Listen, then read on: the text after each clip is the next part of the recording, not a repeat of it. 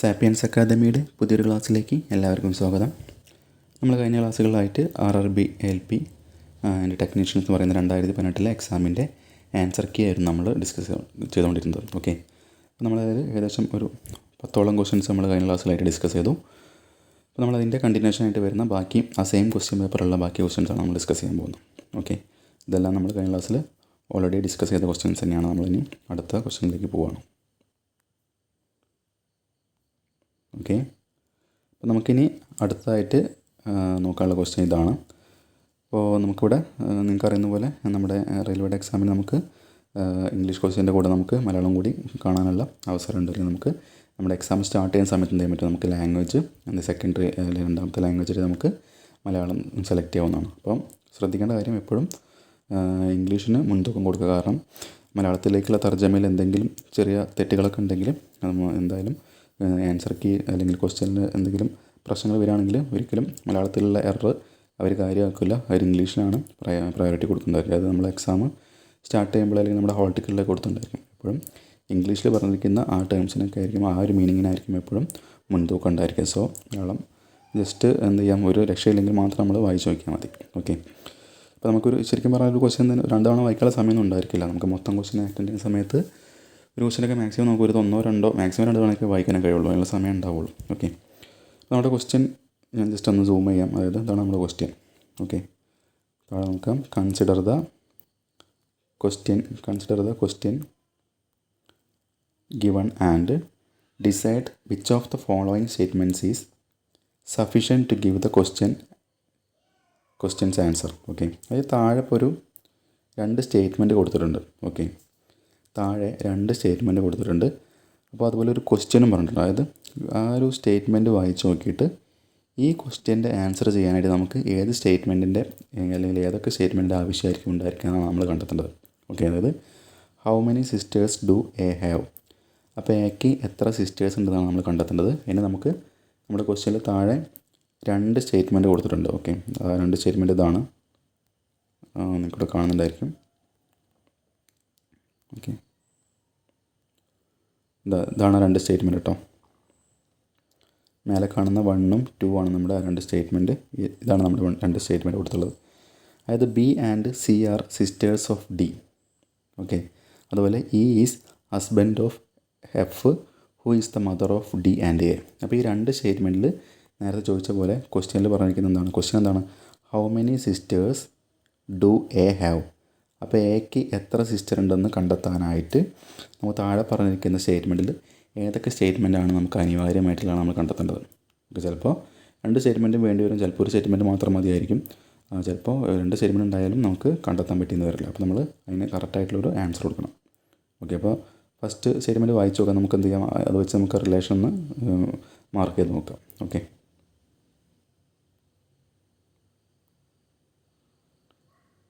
അപ്പോൾ പറഞ്ഞത് ഫസ്റ്റ് നോക്കാം. B and C, first statement ആണ്. B and C are sisters of D. അപ്പോൾ നമ്മൾ എന്ത് ചെയ്യണം, ആ സ്റ്റേറ്റ്മെൻറ്റ് പ്രകാരം നമ്മൾ എന്ത് ചെയ്യുക, നമ്മൾ ബ്ലഡ് റിലേഷൻ ഓൾറെഡി നമ്മൾ പഠിച്ചാണ്. അപ്പോൾ നമുക്ക് നോക്കിയാൽ മനസ്സിലാവും നമ്മുടെ ബ്ലഡ് റിലേഷനിൽ ഈ സെയിം ക്വസ്റ്റ്യൻ പേപ്പറിൽ മൂന്നാമത്തെ ക്വസ്റ്റ്യൻ ആണ് വരുന്നത്. അപ്പോൾ ആ ഒരു ടോപ്പിക്കിൻ്റെ ഇമ്പോർട്ടൻസ് ഇപ്പോൾ നിങ്ങൾക്ക് മനസ്സിലായിട്ടുണ്ടായിരിക്കും. ഓക്കെ, നമ്മുടെ ഒരു എക്സാമിൻ്റെ ആൻസറൊക്കെയാണ് LPയുടെ ഒരു ഷിഫ്റ്റിൽ നടന്ന എക്സാമിൽ തന്നെ 3ഓളം ക്വസ്റ്റ്യൻസ് ഇപ്പോൾ നമ്മൾ ഇതുവരെ കണ്ടു അല്ലേ. ഇതിന് മുന്നേ 2 ക്വസ്റ്റ്യൻ നമ്മൾ ഓൾറെഡി ചെയ്തു. അതിന് ബാക്കി ഇനിയും വരുന്ന 3ാമതായിട്ട് നമുക്ക് ബ്ലഡ് റിലേഷൻ ക്വസ്റ്റ്യൻ ഉണ്ട്. അപ്പോൾ നമുക്ക് ഈ ഒരു ടോപ്പിക്ക് പഠിച്ചാൽ എന്തായിരിക്കും, നമുക്ക് 3 മാർക്കും നഷ്ടപ്പെടുന്നൊരു അവസ്ഥ ഉണ്ടായിരിക്കും. ഓക്കെ, അപ്പോൾ മനസ്സിലാക്കാം. അപ്പോൾ നോക്കാം.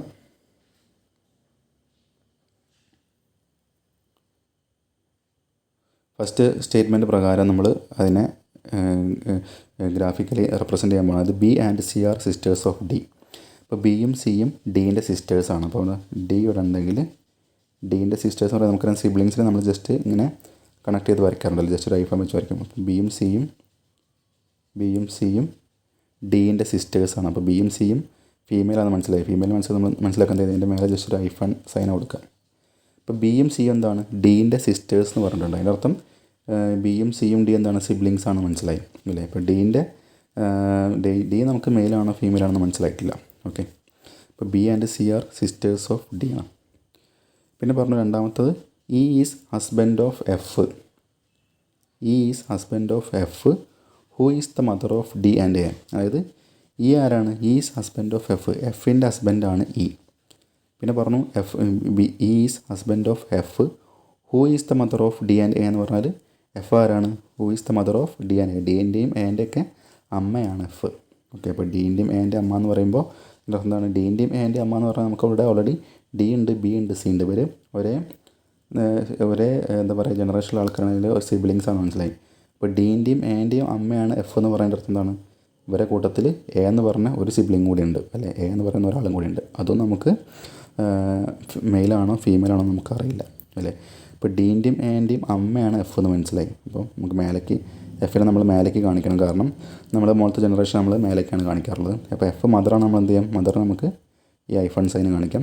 പിന്നെ ഈ പറഞ്ഞു ഈസ് ഹസ്ബൻഡ് ഓഫ് എഫ്, അല്ലേ? ഈ ആരാണ്? എഫിൻ്റെ ഹസ്ബൻഡാണ്. അതിൻ്റെ അർത്ഥം നമ്മൾ എഫിൻ്റെ ഹസ്ബൻഡ് പറയുമ്പോൾ നമുക്ക് എന്ത് ചെയ്യാം? ഇങ്ങനെ ഈക്വൽ ടു സൈൻ കൊടുക്കാവുന്നതാണ്. പിന്നെ പ്ലസ് കാണിക്കുക, ഹസ്ബൻഡ് മനസ്സിലാവും. അതായത് ഈ ഭർത്താവ്, എഫ് ഭാര്യ, ഇവരുടെ മക്കളാണ് എയും ഡിയും ബിയും സിയും. ഇവരുടെ മക്കളാണ് എയും ഡിയും ബിയും സിയും. അപ്പോൾ നമ്മൾ രണ്ട് സ്റ്റേറ്റ്മെൻറ്റ് വായിക്കുമ്പോൾ നമുക്ക് മനസ്സിലാവുന്ന കാര്യങ്ങൾ എന്തൊക്കെയാണ്? ഇത് അച്ഛൻ, ഇത് അമ്മ. അപ്പോൾ നമുക്കറിയാം ഇത് മെയിലും ഇത് ഫീമെയിലും. ഇവിടെ 3 മക്കളുണ്ട്, അതിൽ ഒരു 3 സിബ്ലിങ്സാണ്. അതായത് ഈ ബി എന്ന് പറയുന്ന ആളും സി എന്ന് പറയുന്ന ആളും നമുക്ക് ഫീമെയിലാണെന്ന് അറിയാം, അല്ലെ? ബിയും സിയും ഫീമെയിലാണെന്ന് അറിയാം. ആ രണ്ട് സ്റ്റേറ്റ്മെൻറ്റ് വായിക്കുമ്പോൾ നമുക്ക് എയും ഡിയും മെയിലാണോ ഫീമെയിലാണോ നമുക്ക് കൃത്യമായിട്ട് അറിയില്ല, അല്ലേ? അപ്പോൾ നമ്മുടെ ക്വസ്റ്റ്യൻ എന്തായിരുന്നു? നമ്മുടെ ക്വസ്റ്റ്യൻ ചോദിച്ചെന്താണ് എന്ന് വെച്ചാൽ how many sisters do A have? എക്ക് എത്ര സിസ്റ്റേഴ്സ് ഉണ്ടെന്നാണ് ചോദിച്ചുള്ളത്, അല്ലേ? അപ്പോൾ നമുക്കിവിടെ ഡിയും ബിയും, അല്ലെ? ഡിയും ബിയും പിന്നെ സിയും എയും ഉണ്ട്. അതിൽ ബിയും സിയും മാത്രമേ നമുക്ക് ഫീമെയിൽ എന്ന് മനസ്സിലായിട്ടുള്ളൂ, അല്ലേ? ഇവരുടെ അമ്മ എഫും, ഇവരുടെ അമ്മ എഫും അച്ഛൻ ഇയും ആണ്, അല്ലെ? അച്ഛൻ ഇയും ആണ്. നമുക്ക് എയും ഡിയും ആണാണോ പെണ്ണാണോ നമുക്കറിയില്ല, അല്ലേ? നമ്മൾ സ്റ്റേറ്റ്മെൻറ്റ് വായിക്കുമ്പോൾ മനസ്സിലാവില്ല. അപ്പോൾ how many sisters do A have എന്ന് വെച്ചാൽ എക്ക് എത്ര സിസ്റ്റേഴ്സ് ഉണ്ടോ വെച്ചാൽ നമുക്ക് കറക്റ്റ് കൗണ്ട് ചെയ്യാൻ കഴിയില്ല, കാരണം 2 പേരെന്തായാലും ഉണ്ട്. മൂന്നാമത്തെ ആൾ സിസ്റ്ററാണോ ബ്രദറാണോ നമുക്കറിയില്ല, അല്ലേ? അതിൻ്റെ അർത്ഥം എന്താണ്? ഈ 2 സ്റ്റേറ്റ്മെൻറ്റ് ഉണ്ടെങ്കിൽ നമുക്ക് എന്ത് ചെയ്യാൻ കഴിയില്ല? ഈ ക്വസ്റ്റ്യൻ്റെ ആൻസർ നമുക്ക് ചെയ്യാൻ കഴിയില്ല, അല്ലേ? നമുക്ക് ഒരു സ്റ്റേറ്റ്മെൻറ്റ് കൂടി അധികമായത് ഡി ആണാണോ അല്ലെങ്കിൽ ഡി മെയിലാണോ ഫീമെയിലാണോ മനസ്സിലാക്കാനുള്ള ഒരു സ്റ്റേറ്റ്മെൻറ്റ് കൂടി ഉണ്ടെങ്കിൽ നമുക്ക് എന്തെങ്കിലും ഈ ക്വസ്റ്റ്യൻ നമുക്ക് ആൻസർ ചെയ്യാൻ പറ്റുള്ളൂ. അതിൻ്റെ അർത്ഥം നമുക്കിവിടെ ഓപ്ഷൻ നമ്മൾ നോക്കാം, നൈദർ 1 nor 2 ഈസ് സഫിഷ്യൻറ്റ്, അല്ലേ? നമ്മുടെ രണ്ടാമത്തെ ഓപ്ഷനായിട്ടുള്ള 1 അല്ലെങ്കിൽ 2 പര്യാപ്തമല്ല. അതായത് ആ 2 സ്റ്റേറ്റ്മെൻറ്റ് ഉണ്ടായിട്ടൊന്നുമില്ല, നമുക്കിതിന് ആൻസർ കണ്ടെത്താൻ കഴിയില്ല എന്നാണ് ഉദ്ദേശിക്കുന്നത്. നൈദർ 1 nor 2 ഈസ് സഫിഷ്യൻ്റ്, അല്ലേ? 1 അല്ലെങ്കിൽ 2 ഉണ്ടായിട്ടൊന്നുമില്ല, സഫിഷ്യൻ്റ് അല്ല. നമുക്ക് ഒരു ഡി മെയിലാണോ ഫീമെയിലാണോ നമുക്ക് അറിഞ്ഞാൽ മാത്രം എന്ത് ചെയ്യാൻ കഴിയുള്ളൂ, നമുക്ക് അതിനെ കറക്റ്റായിട്ട് ആൻസറിലേക്ക് എത്താൻ പറ്റുള്ളൂ. സോ 2 ഓപ്ഷനും അല്ലെങ്കിൽ 2 സ്റ്റേറ്റ്മെൻറ്റ് എന്തെല്ലാം നമുക്ക് അനിവാര്യമല്ല, അല്ലെങ്കിൽ അതിന് സഫിഷ്യൻ്റ് അല്ല എന്ന് പറയാൻ പറ്റും. ഇപ്പോൾ നമ്മുടെ ബ്ലഡ് റിലേഷനിൽ അത്യാവശ്യം ലെവലുള്ള ക്വസ്റ്റ്യനാണ്. നമുക്ക് ഇതുവരെ നമ്മൾ ഇപ്പോൾ മൂന്നാമത്തെ ബ്ലഡ് റിലേഷനിലെ ക്വസ്റ്റ്യനാണ്. അപ്പോൾ 3 അത്യാവശ്യം ലെവലുള്ള ക്വസ്റ്റ്യൻസ് തന്നെ. നമുക്ക് പെട്ടെന്ന് ഡയറക്റ്റ് ആൻസേഴ്സ് കണ്ടെത്താൻ പറ്റുന്ന ഒരു ക്വസ്റ്റ്യൻ അല്ല, നമുക്ക് പെട്ടെന്ന് കാണാൻ പറ്റുന്ന ഒരു ക്വസ്റ്റ്യൻ അല്ല, കുറച്ച് ലെവൽ കൂടിയ ക്വസ്റ്റ്യൻ തന്നെയാണ്. അപ്പോൾ ഇത് കൃത്യമായിട്ട് ആ ടോപ്പിക്ക് മനസ്സിലാക്കി പഠിക്കുക. അപ്പോൾ ഇതിൻ്റെയൊക്കെ കൃത്യമായിട്ടുള്ള വെൽ പ്ലാൻഡ് ആയിട്ടുള്ള അല്ലെങ്കിൽ അത്രയും എക്സ്പീരിയൻസ്ഡ് ആയിട്ടുള്ള ടീച്ചേഴ്സ് എടുക്കുന്ന ക്ലാസ്സുകൾ ഉൾക്കൊള്ളിച്ചുകൊണ്ടുള്ള ഓൺലൈൻ കോഴ്സുകൾ നമ്മുടെ ആപ്പ് വഴിയും യൂട്യൂബ് ചാനൽ വഴിയൊക്കെ അവൈലബിൾ ആണ്. അപ്പോൾ നിങ്ങൾ എന്ത് ചെയ്യാം, ക്ലാസ്സിൽ ജോയിൻ ചെയ്യാൻ ശ്രമിക്കുക, എന്ത് ചെയ്യാം, മാക്സിമം ക്വസ്റ്റ്യൻസ് ഒക്കെ പ്രാക്ടീസ് ചെയ്യാം. ഓക്കെ, നമുക്കിനി അടുത്തൊരു ക്വസ്റ്റ്യനിലേക്ക് പോവാം. അപ്പോൾ നമ്മുടെ ക്വാണ്ടിറ്റേറ്റീവ് ആപ്റ്റിറ്റ്യൂഡിൽ വരുന്ന ഒരു ക്വസ്റ്റ്യൻ നമ്മുടെ ചോദിച്ചിരിക്കുന്നത്. അതായത് നമുക്ക് ക്വസ്റ്റ്യൻ വായിക്കാം. The length, breadth and height of A cuboid are in the ratio 9:6:7. അതായത് ഒരു ക്യൂബോയിഡിൻ്റെ ലെങ്ത്തും ബ്രെഡ്ത്തും ഹൈറ്റും തമ്മിലുള്ള റേഷ്യോ 9:6:7 ആണെന്ന് പറഞ്ഞിട്ടുണ്ട്. If the total surface area is 1272 square centimetre square ആണ്. What is the volume of the cuboid? Okay, ഇത് നമ്മുടെ മെൻസുറേഷൻ എന്ന് പറയുന്ന ടോപ്പിക്കിലെ ക്വസ്റ്റ്യൻ ആണ്. ഓക്കെ, ഇവിടെ ശ്രദ്ധിക്കുക, അന്നത്തെ എക്സാമിൽ ഞാൻ മുന്നേ പറഞ്ഞ പോലെ തന്നെ നമുക്കിവിടെ എന്ത് ചെയ്യാം, ക്വസ്റ്റ്യൻ്റെ ഐ ഡി കൊടുത്തിട്ടുണ്ടായിരിക്കും, സ്റ്റാറ്റസ് കൊടുത്തിട്ടുണ്ടായിരിക്കും, ചൂസ് ആൻ ഓപ്ഷൻ കൊടുത്തിട്ടുണ്ടായിരിക്കും. അതായത് ക്വസ്റ്റ്യൻ്റെ ഐ ഡി നമുക്ക് പിന്നീട് വല്ല ആൻസർ കീഴിൽ വല്ല മിസ്റ്റേക്കുകളൊക്കെ ഉണ്ടെങ്കിൽ നമുക്ക് റിപ്പോർട്ട് ചെയ്യാനാണ് ആ ഒരു ഐ ഡി കൊടുത്തുള്ളത്. സ്റ്റാറ്റസ് എന്ന് പറഞ്ഞാൽ നമ്മൾ ക്വസ്റ്റ്യൻ ആൻസർ ചെയ്തിട്ടുണ്ടോ അല്ലെങ്കിൽ ചെയ്തിട്ടില്ല എന്നാണ് മനസ്സിലാവുന്നത്. ഇത് നമ്മൾ മുന്നേയുള്ള ക്വസ്റ്റ്യൻ നോക്കിയപ്പോൾ മനസ്സിലായത് അവിടെ സ്റ്റാറ്റസിൽ നമുക്ക് ആൻസേർഡ് എന്ന് കാണിച്ചിട്ടുണ്ടായിരുന്നു. അതിൻ്റെ അർത്ഥം നമ്മൾ ആൻസർ ചെയ്തു കാണാം. ഇവിടെ കാണിച്ചത് എന്താണ്? Not attempted and marked for review. നിങ്ങൾക്കറിയുന്ന നമ്മൾ CBT അല്ലെങ്കിൽ കമ്പ്യൂട്ടർ ടെസ്റ്റൊക്കെ നമ്മൾ ചെയ്യുമ്പോൾ നമുക്കറിയാം എന്ത് ചെയ്യാം, നമുക്ക് ഏകദേശം ചെയ്യാൻ പറ്റുന്ന ഉറപ്പുള്ള ക്വസ്റ്റ്യൻസ് നമുക്ക് എന്ത് ചെയ്യാം, നമുക്ക് അപ്പോൾ ചെയ്യാൻ പറ്റില്ല നമ്മൾ എന്ത് ചെയ്യും, നമുക്കാണെങ്കിൽ അത് ഇങ്ങനെ റിവ്യൂവിന് നമുക്ക് മാർക്ക് ചെയ്ത് വെക്കാൻ പറ്റും. അതിന് ഒരു ബട്ടൺ എന്ത് ചെയ്യാം, നമ്മൾ ക്ലിക്ക് ചെയ്താൽ നമുക്ക് എന്ത് ചെയ്യാം, അതിൽ കാണുന്ന ഒരു ഇതിൽ നമ്മൾ സാധാരണ ബബിൾ ചെയ്യുന്ന പോലെ ക്ലിക്ക് ചെയ്താൽ നമുക്ക് എന്ത് ചെയ്യാം, നമുക്ക് പിന്നീട് എന്ത് ചെയ്യാം, ആ കളർ നോക്കി നമുക്ക് റിവ്യൂവിന് വെച്ച ക്വസ്റ്റ്യൻസ് നമുക്ക് കണ്ടെത്താവുന്നതാണ്. അപ്പോൾ എന്ത് ചെയ്യാം, സമയം ഉണ്ടെങ്കിൽ നമുക്ക് എന്ത് ചെയ്യാം, വീണ്ടും ആ ക്വസ്റ്റ്യനിലേക്ക് തന്നെ ഡയറക്റ്റ് വന്നിട്ട് എന്ത് ചെയ്യാം, നമുക്ക് ഒരുപാട് തിരയേണ്ട ആവശ്യം ഉണ്ടായിരിക്കും. എന്ത് ചെയ്യാം, ഡയറക്റ്റ് നമ്മൾ ക്ലിക്ക് ചെയ്താൽ നമുക്ക് കളർ ഉണ്ടാകും, മനസ്സിലാവും, അത് നമ്മൾ റിവ്യൂവിന് വെച്ച ക്വസ്റ്റ്യൻ ആണ് മനസ്സിലാവും, നമുക്ക് എന്ത് ചെയ്യാം, ഡയറക്റ്റ് ആ ക്വസ്റ്റ്യനിലേക്ക് പോയിട്ട് ആൻസർ ചെയ്യാവുന്നതാണ്. അപ്പം ഈ ഒരു എക്സാമിന് എന്ത് ചെയ്തു, അങ്ങനെ മാർക്ക് ചെയ്ത് വെച്ചിട്ടുണ്ടായിരുന്നു, പക്ഷേ എന്ത് ചെയ്താൽ കഴിഞ്ഞില്ല, ചിലപ്പം അതിന് ആൻസർ കറക്റ്റായിട്ട് കണ്ടെത്താൻ പറ്റിയിട്ടുണ്ടായിരിക്കില്ല. സോ എന്ത് ചെയ്തില്ല, അതിന് ആൻസർ നമ്മൾ ചെയ്തിട്ടില്ല. ഓക്കെ, അപ്പോൾ നമുക്ക് ഈ ക്വസ്റ്റ്യൻ എങ്ങനെയാണ് ആൻസർ ചെയ്യാൻ നോക്കാം. എളുപ്പമുള്ള ക്വസ്റ്റ്യൻ തന്നെയായിരുന്നു. അതായത് ഒരു ക്യൂബോയിഡ്, നമുക്ക് ക്യൂബോയിഡ് എന്ന് പറഞ്ഞാൽ നമുക്കറിയാം അല്ലേ, നീളവും വീതിയും ഹൈറ്റും എന്തായിരിക്കും, മൂന്നും വ്യത്യസ്തമായിരിക്കും. അങ്ങനെയുള്ള ഈ ഒരു ഇതിനാണ് നമ്മൾ ക്യൂബോയിഡ് എന്ന് പറയാം. അപ്പോൾ ഈ ക്വസ്റ്റ്യൻ പ്രകാരം ഈ ക്യൂബോയിഡിൻ്റെ ലെങ്ത്ത് എന്ന് പറഞ്ഞാൽ നമുക്കിത് ലെങ്ത്താക്കി എടുക്കാം, ബ്രെഡ്ത്ത് എന്ന് പറഞ്ഞാൽ നമുക്കിത് ബ്രെഡ്ത്താക്കി എടുക്കാം, ഹൈറ്റ് എന്ന് പറഞ്ഞാൽ നമുക്കിതിനെ ഹൈറ്റാക്കി എടുക്കാം. ആ മൂന്ന് തമ്മിലുള്ള റേഷ്യോ എന്താണ്, ഇത് 9:6:7 ആണ് അല്ലേ. ലെങ്ത്തും ബ്രെഡ്ത്തും ഹൈറ്റും തമ്മിലുള്ള റേഷ്യോ 9:6:7 ആണ്. അതുപോലെ if the total surface area is 1272 centimetre square എന്ന് പറഞ്ഞിട്ടുണ്ട്. അപ്പോൾ നമുക്കറിയാം ടോട്ടൽ സർഫസ് ഏരിയ എന്ന് പറഞ്ഞാൽ നമുക്കറിയാം അല്ലേ, ഈ ഒരു സർഫസ് ഉണ്ടായിരിക്കും, പിന്നെ ഇതിന് ഓപ്പോസിറ്റുള്ള ആ സൈഡിലുള്ള സർഫസ് ഉണ്ടായിരിക്കും, അങ്ങനെ 2 സർഫസ്, പിന്നെ ഈ കാണുന്ന ചെറിയ സർഫസ് ഉണ്ടായിരിക്കും 3, അതിൻ്റെ ഓപ്പോസിറ്റുള്ള ഈ ചെറിയ സർഫസ് ഉണ്ടായിരിക്കും 4, പിന്നെ ഏറ്റവും മേലുള്ള ഈ സർഫസ് ഉണ്ടായിരിക്കും 5, ഏറ്റവും താഴെയുള്ള അതിന് ഓപ്പോസിറ്റുള്ള ആ സർഫസും ഉണ്ടായിരിക്കും 6. അപ്പോൾ നമുക്കറിയാം മൊത്തം 6 സർഫസുകളുണ്ട് അല്ലേ. 6 സർഫസുണ്ട്. 6 സർഫസിൻ്റെ ടോട്ടൽ ഏരിയയാണ് നമുക്ക്, സർഫസ് ഏരിയയാണ് നമുക്ക് 1272 ക്വസ്റ്റ്യനിൽ തന്നിരിക്കുന്നത്. നമ്മൾ എന്ത് ചെയ്യണം, what is the volume of the cuboid, നമ്മൾ എന്ത് ചെയ്യണം, ഈ ഒരു ഇത്രയും തന്നിരിക്കുന്ന ഡാറ്റാസ് വെച്ച് നമ്മൾ എന്ത് ചെയ്യണം, ക്യൂബോയിഡിൻ്റെ വോളിയം നമ്മൾ ഫൈൻഡ് ചെയ്യണം. ക്യൂബോയിഡിൻ്റെ വോളിയം നമ്മൾ ഫൈൻഡ് ചെയ്യണം. അപ്പോൾ നമുക്കറിയാം ഈ ഒരു കേസിൽ നമുക്ക് സർഫസ് ഏരിയ എന്ന് പറഞ്ഞാൽ നമ്മളെങ്ങനെ കാണാം, നമുക്ക് ആലോചിച്ചാൽ മനസ്സിലാവും അല്ലേ. ഇതിൻ്റെ ഏരിയ എന്ന് പറയുമ്പോൾ എങ്ങനെ എടുക്കാം, ഇത് ലെങ്ത്ത്, നീളം, ലെങ്ത്തും ഹൈറ്റ് എത്രയാണ്, H ആണ്. അപ്പോൾ നമുക്ക് L/H ആണ് അല്ലേ. അതുപോലെ ഇതിൻ്റെ ഏരിയ എന്ന് പറഞ്ഞാൽ നമുക്ക് B/H ആണ് അല്ലേ. ഇപ്പോൾ പ്ലസ് B/H ആണ്. അതുപോലെ ഇതിൻ്റെ ഏരിയ എന്ന് പറഞ്ഞാൽ ഇത് ലെങ്ത്തും ഇത് ബ്രെഡ്ത്തും അല്ലേ. അപ്പോൾ നമുക്ക് L/B എന്ന് പറയാൻ പറ്റും. അപ്പോൾ നമുക്ക് ജസ്റ്റ് ഈ കാണുന്ന സർഫസിൻ്റെയും ഈ സർഫസിൻ്റെയും ഈ സർഫസിൻ്റെയും ആയി, ഇതുപോലെ തന്നെ എന്തുണ്ട്, അതിന് ഓപ്പോസിറ്റായിട്ട് സെയിം സർഫസുകൾ വരുന്നത്. അതിൻ്റെ അർത്ഥം എന്താണ്, ഇതിനെ നേരെ ഡബിൾ ചെയ്ത് നമുക്ക് എന്ത് കിട്ടും, മൊത്തം സർഫസിൻ്റെയും ഏരിയ കിട്ടും. അതായത്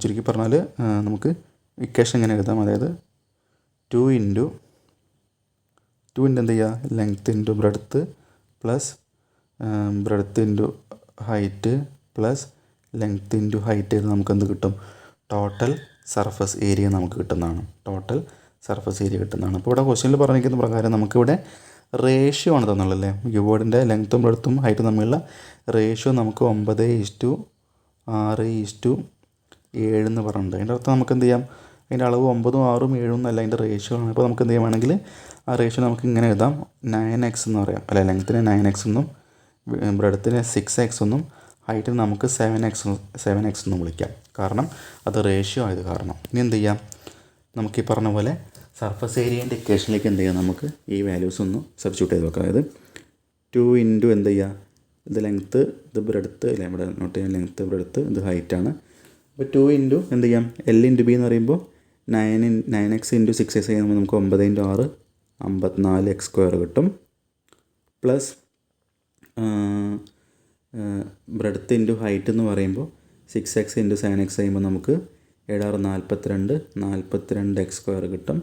പ്ലസ് ലെങ്ത്ത് ഇൻറ്റു ഹൈറ്റ് ചെയ്യുമ്പോൾ നമുക്ക് 9×7 63x² കിട്ടും. 63x² കിട്ടും. എന്ത് ചെയ്യുക, 2 ഇൻറ്റു ഇത് മൊത്തം സം ചെയ്യുക, 50ഉം 40ഉം 90 90ഉം 60ഉം 150 150 3 153 2 155 155 4 159 ടോട്ടലത്തിൻ്റെ സമ്മ നമുക്ക് 159 കിട്ടും. അത്രയും x². ഇനി എന്ത് ചെയ്യാം, ഈ 2 ഇൻറ്റു 159 ചെയ്യുക. അപ്പോൾ നമുക്ക് 318 കിട്ടും അല്ലേ. 318 കിട്ടും. അപ്പോൾ 318x² കിട്ടും. ഓക്കെ, അത് ഫൈനലി നമുക്ക് ടോട്ടൽ സർഫസ് ഏരിയ നമുക്ക് 318x² എന്ന് പറയാൻ പറ്റും. ഓക്കെ, ടോട്ടൽ സർഫസ് ഏരിയ നമുക്ക് 318x² എന്ന് പറയാൻ പറ്റും. പറഞ്ഞ് മനസ്സിലാകാൻ വിചാരിക്കുന്നു. നമുക്കിങ്ങനെ എഴുതാം, ഈ 318x² ഈക്വൽ ടു നമുക്ക് എങ്ങനെ പറയാം, നമ്മുടെ ക്വസ്റ്റ്യനിൽ ഓൾറെഡി സർഫസ് ഏരിയ എന്ന് തന്നിട്ടുണ്ട് 1272 ആണ്. അപ്പോൾ നമുക്ക് 1272 എന്ന് പറയാൻ പറ്റും. കാരണം നമ്മൾ എന്ത് ചെയ്താൽ മതി, നമ്മൾ എക്സിൻ്റെ വാല്യൂ കണ്ടെത്തി, അതായത് 318 എക്സ് സ്ക്വയർ ഈക്വൽ ടു 1272 ആണെന്ന് നമുക്ക് പറയാൻ പറ്റും. എക്സ് സ്ക്വയർ എത്ര ആയിരിക്കും? 1272/318.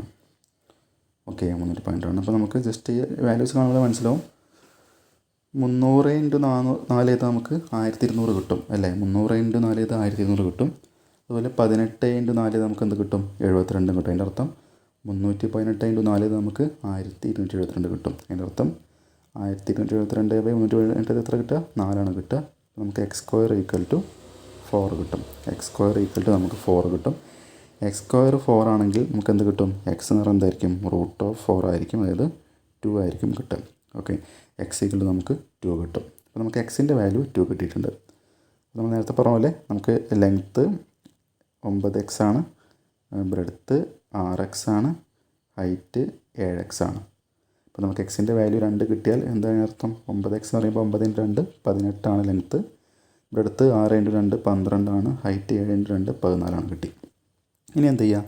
What is the volume of the cuboid? നമുക്കറിയുന്നതാണ് നമ്മുടെ ഇതിൻ്റെ ക്യൂബോർഡിൻ്റെ വോളിയം എങ്ങനെ കണ്ടിരിക്കുക നമുക്കറിയാം. ഇങ്ങനെ ഷേപ്പാണെങ്കിൽ അല്ലേ, ഇതിൻ്റെ വോളിയം എന്ന് പറഞ്ഞാൽ എന്ത് ചെയ്യുക? ഈ ഏരിയ ഇൻറ്റു ഇത്രയും ഹൈറ്റ് ചെയ്താൽ മതി അല്ലേ? അതായത് ഈ ഏരിയ നമുക്ക് ചെയ്താൽ, അല്ലെങ്കിൽ length into breadth into height ചെയ്താൽ നമുക്ക് എന്ത് കിട്ടും? അതിൻ്റെ വോളിയം കിട്ടും അല്ലേ? അപ്പോൾ നമുക്ക് എന്ത് ചെയ്യാം? 18 × 12 × 14 ചെയ്താൽ നമുക്ക് എന്ത് കിട്ടും? നമ്മുടെ ഈ ക്വസ്റ്റ്യൻ്റെ ആൻസർ കിട്ടും, വോളിയം കിട്ടും. ഓക്കെ, അപ്പോൾ 18 × 12 × 14 ചെയ്യുക. അപ്പോൾ നമ്മുടെ വോളിയത്തിൻ്റെ ഇക്വേഷനാണ്. ലെങ്ത്തിൻ്റെ ബ്രെഡ്ത്തിൻ്റെ ഹൈറ്റ് ചെയ്താൽ മതി. 18 × 12 നമുക്ക് എന്ത് കിട്ടും? 18 × 10 150 ആണ്, 2 18 36 ആണ്, 216 കിട്ടും. ഇൻറ്റു 14 ചെയ്താൽ നമുക്ക് 216 × 14 നമുക്കിവിടെ ഓപ്ഷൻ പ്രകാരമുള്ള 3024 ആൻസർ കിട്ടും. ഓക്കെ, നിങ്ങൾ 216 × 14 ചെയ്ത് നോക്കുക, നിങ്ങൾക്ക് 3024 ആൻസർ കിട്ടുന്നതാണ്.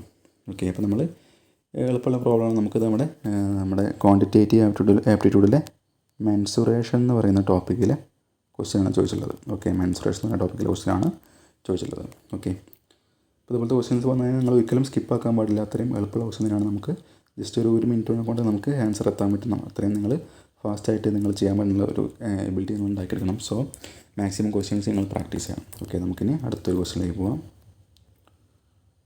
നമ്മുടെ ആൻസർ 3024 ആണ്. അപ്പോൾ നമുക്ക് നെക്സ്റ്റ് ഇനി വരുന്നത് ഈ സെയിം ക്വസ്റ്റ്യൻ പേപ്പറിൽ നമ്മൾ മുന്നത്തെ ക്ലാസ്സിൽ നമ്മൾ പൈപ്പ്സ് ആൻഡ് സിസ്റ്റംസിലെ ക്വസ്റ്റ്യൻ ഡിസ്കസ് ചെയ്തിട്ടുണ്ടായിരുന്നു അല്ലേ? അതായത് വീണ്ടും റിപ്പീറ്റ് ചെയ്ത് ചോദിച്ചിരിക്കുന്നത് ഇതും എന്താണ്? നമ്മുടെ പൈപ്പ്സ് ആൻഡ് സിസ്റ്റംസിൽ വരുന്ന ക്വസ്റ്റ്യൻ തന്നെയാണ്. അപ്പോൾ ഇതിൽ മുന്നേ പറഞ്ഞ പോലെ ഇവിടെ ചൂസ് ഓപ്ഷൻ ഉണ്ട്, 2 ആണ് ചൂസ് ചെയ്തത്. അതിൻ്റെ റൈറ്റ് ആൻസറും 2 തന്നെയാണ്. ഓക്കെ, അപ്പോൾ നമുക്കിനി ഇതെങ്ങനെ ചെയ്യാൻ നോക്കാം. ജസ്റ്റ് ക്വസ്റ്റ്യൻ സൂം ചെയ്യാം. അതായത് ഇവിടെ നോക്കുക.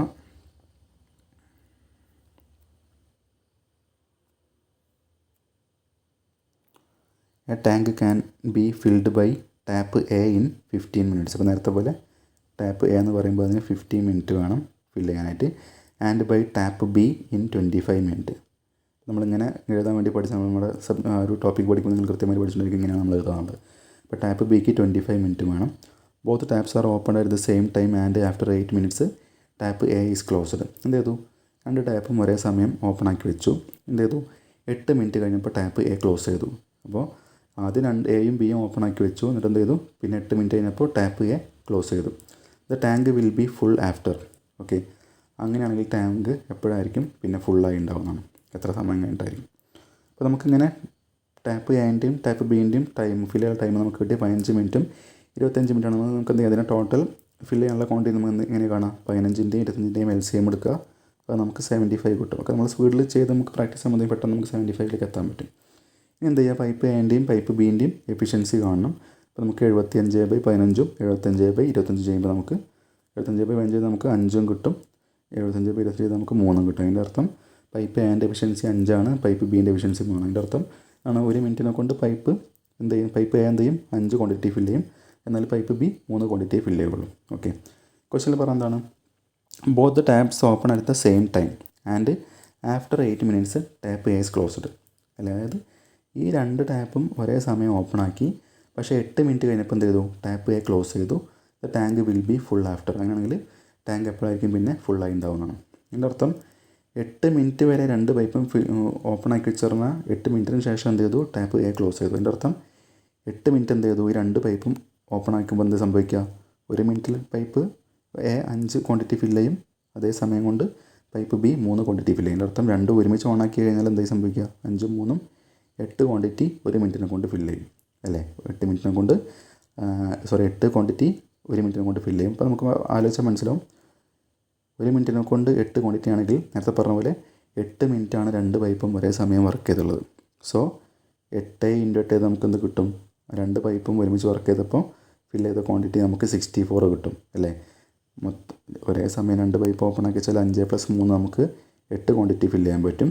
അപ്പോൾ 8 മിനിറ്റിന് ശേഷമാണ് ടാപ്പ് എ ക്ലോസ് ചെയ്തത്. അതിൻ്റെ അർത്ഥം ടാപ്പ് എ എന്ത് ചെയ്തു, ടാപ്പ് എയും ബി എന്ത് ചെയ്തു, 8 മിനിറ്റ് ഒരുമിച്ച് വർക്ക് ചെയ്തു. അപ്പോൾ 8 മിനിറ്റ് ഒരുമിച്ച് വർക്ക് ചെയ്താൽ 8 × 8 നമുക്ക് 64 ക്വാണ്ടിറ്റി ഇപ്പോൾ ഫില്ലാക്കി വെച്ചിട്ടുണ്ടായിരിക്കും.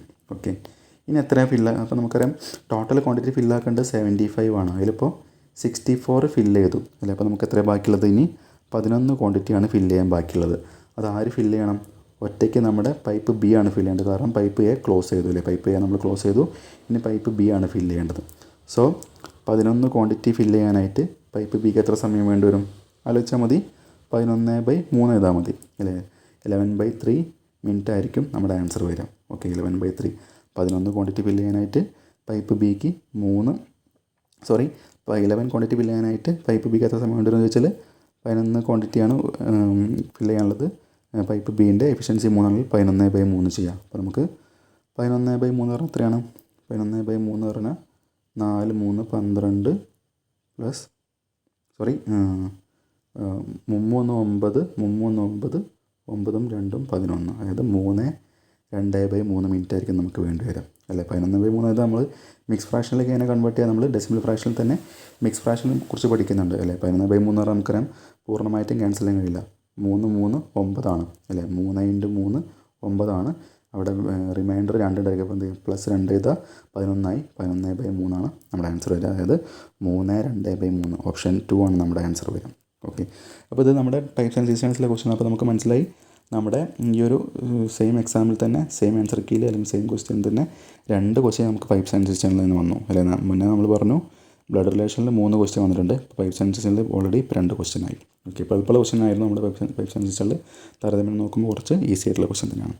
ഓക്കെ, നമുക്കിനി എന്ത് ചെയ്യാം, ബാക്കിയുള്ള കാര്യം നമുക്ക് ബാക്കി ഇനിയും ക്വസ്റ്റ്യൻസ് ഒരുപാടുണ്ട്. നമുക്ക് എന്ത് ചെയ്യാം, അതെല്ലാം നമുക്ക് അടുത്ത ക്ലാസ്സിൽ ഡിസ്കസ് ചെയ്യാം. ഓക്കെ, തൽക്കാലം നമ്മൾ ക്ലാസ് വൈൻഡപ്പ് ചെയ്യണം. Okay, thank you for watching.